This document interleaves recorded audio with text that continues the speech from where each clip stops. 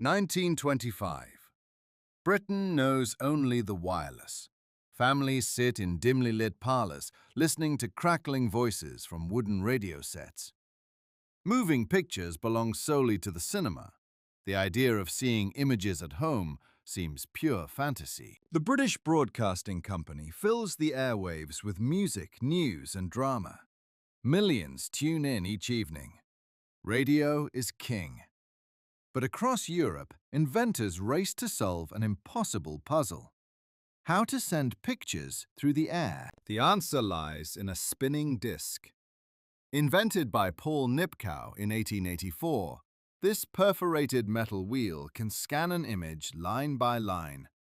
Light passes through the holes. A crude picture emerges. The principle is sound. 22 Frith Street, Soho. 2 cramped attic rooms above a shop.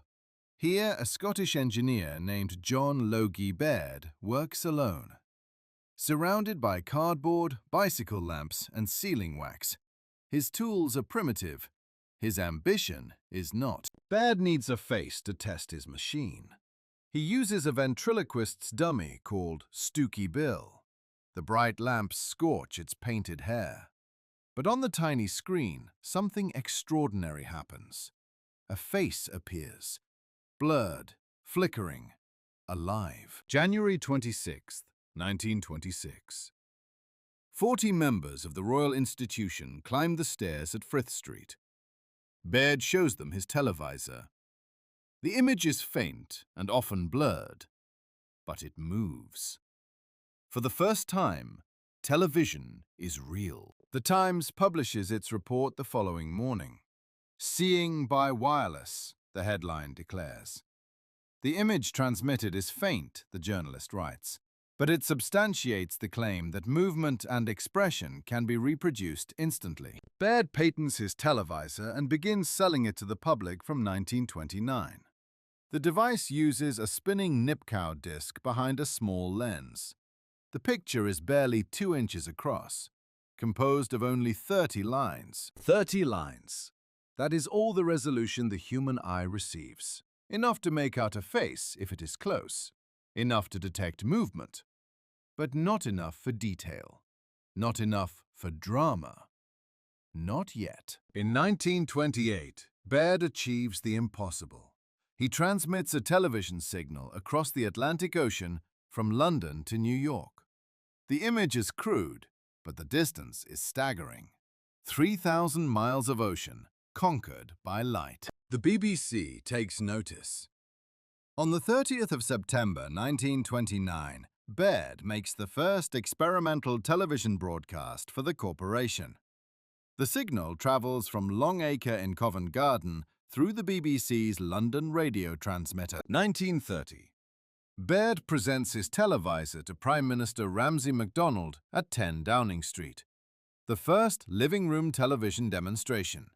MacDonald watches flickering images in astonishment.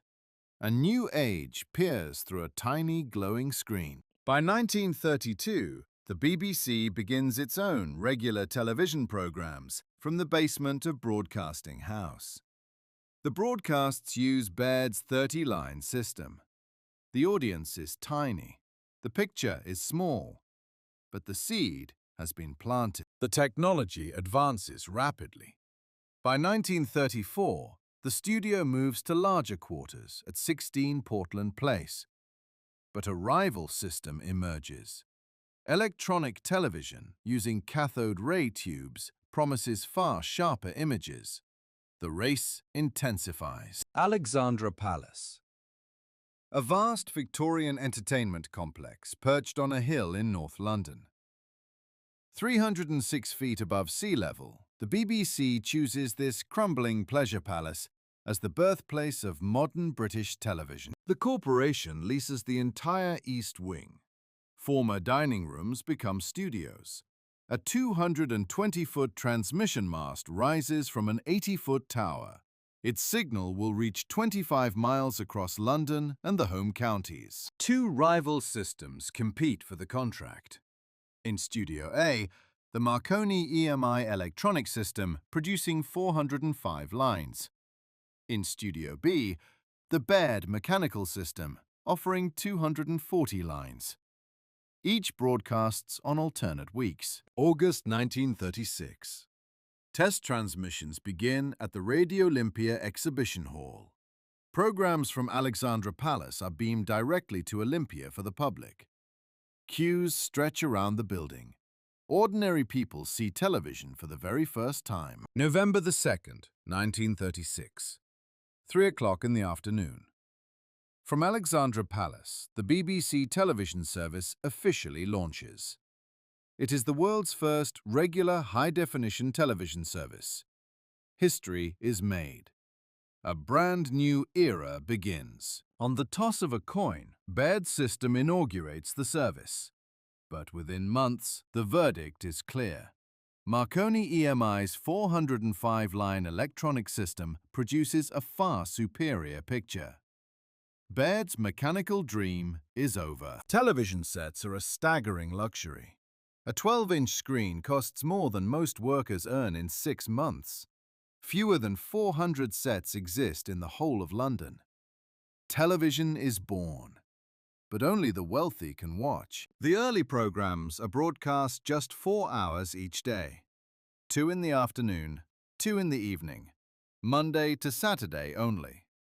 The BBC must fill the time with variety shows, talks, and demonstrations. Everything is broadcast live. By 1938, 30% of studio time at Alexandra Palace is spent on light entertainment and variety programs. Picture Page becomes the most popular show. A kind of high-speed television circus, one critic writes. Cookery finds its way onto the screen. Marcel Boulestin demonstrates French cuisine for British housewives. On Christmas Day, 1936, a program at 3 in the afternoon shows how to carve the turkey. Television enters daily life. The camera ventures outside. The BBC constructs a mobile outside broadcast unit, the first of its kind. A specially equipped van carries cameras and transmission equipment beyond the walls of Alexandra Palace. Television discovers the world. May the 12th, 1937. The coronation of King George VI, the BBC's greatest challenge yet. 3 cameras are positioned at Hyde Park Corner.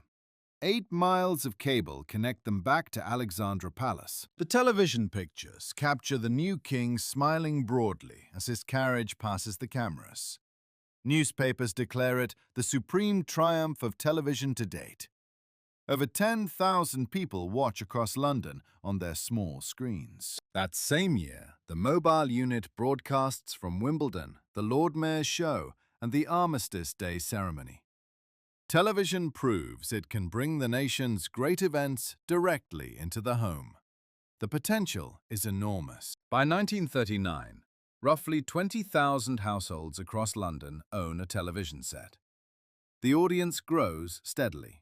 Programs improve. Technical quality sharpens. Alexandra Palace hums with creative energy. Then everything changes. War is coming. September the 1st, 1939.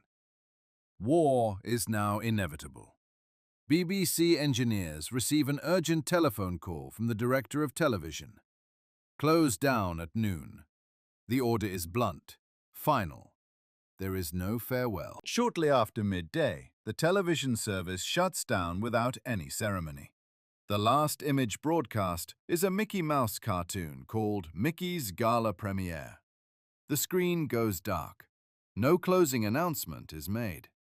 Britain's 20,000 television households fall suddenly and completely silent.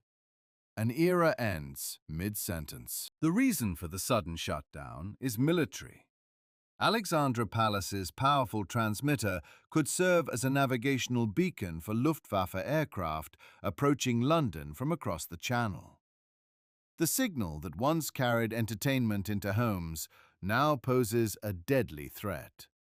Television must die so that Britain may survive. But the equipment does not sit idle during the long war years. BBC television engineers turn their formidable skills to the war effort. The Alexandra Palace transmission equipment is carefully repurposed to jam German air navigation systems. The technology that once showed moving pictures now blinds enemy bombers overhead. Television technicians developed new very high-frequency equipment for the Royal Air Force. The GEE navigational system helps British bombers find their targets with precision across occupied Europe in the dark of night. Television's invisible waves become a crucial secret weapon in the long fight against tyranny. These stories of British invention and courage must not be forgotten. If you value documentaries preserving our island's history and the struggles of ordinary people, please subscribe to this channel. Press the bell icon for notifications. Like and share this film. Help ensure these voices endure through generations. For 6 long years, the studios at Alexandra Palace stand empty and dark. Dust settles thickly on the camera lenses. Cobwebs cover the silent control panels. Outside, London endures the Blitz and the long years of rationing. Inside this abandoned palace, the future of television waits patiently in the shadows. The war ends at last. Victory in Europe is declared on the 8th of May, 1945. Street parties erupt across the whole of Britain.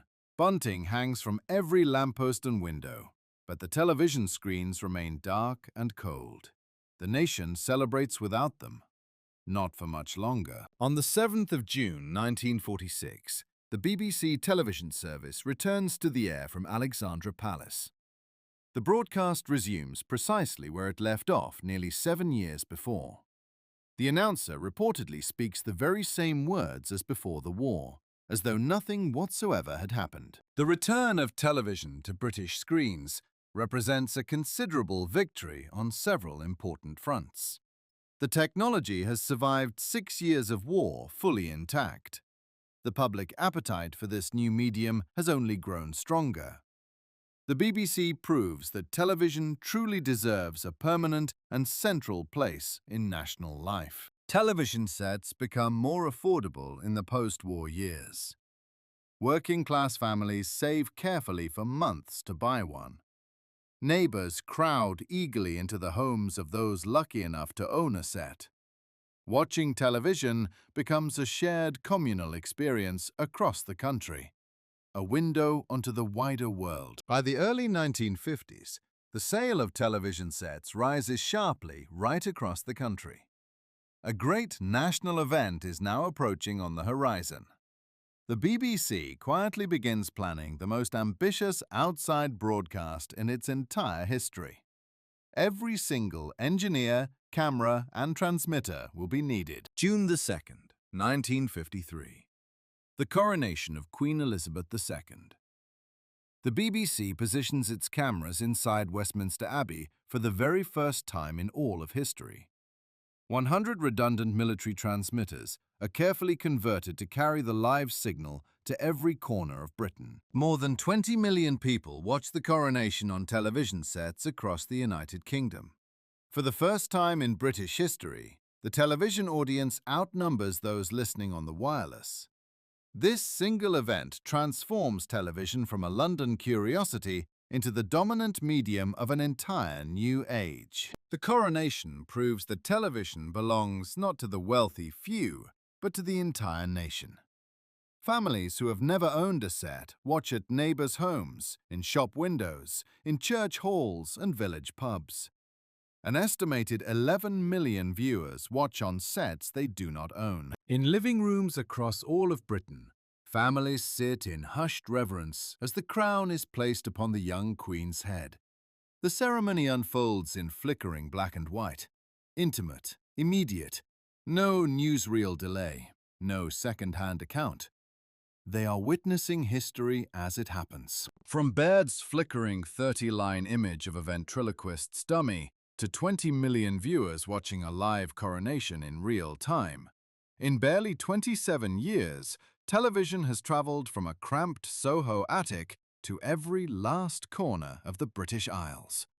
The transformation is utterly complete. Alexandra Palace still stands on its hilltop above North London. The old studios have been locked and silent since 1981. They hold the ghosts of those extraordinary early broadcasts within their dusty walls. The transmission mast rises against the sky, a monument to vision. The engineers who built the first transmitters. The producers who filled empty airtime with cookery and variety. The wartime technicians who turned their skills to defeating an enemy. None of them sought fame. They simply believed that pictures could one day travel through the air. John Logie Baird died in 1946, the very same year television returned to British screens. He never witnessed his invention conquer the nation. But every evening, when a family gathers before a glowing screen in a darkened room, his impossible dream lives quietly on. A cramped attic in Soho, a spinning disc, a dummy's painted face flickering in lamplight. That is where it began, and from that single faint and blurred image, a revolution was born, one that changed how Britain sees itself and how the world sees Britain.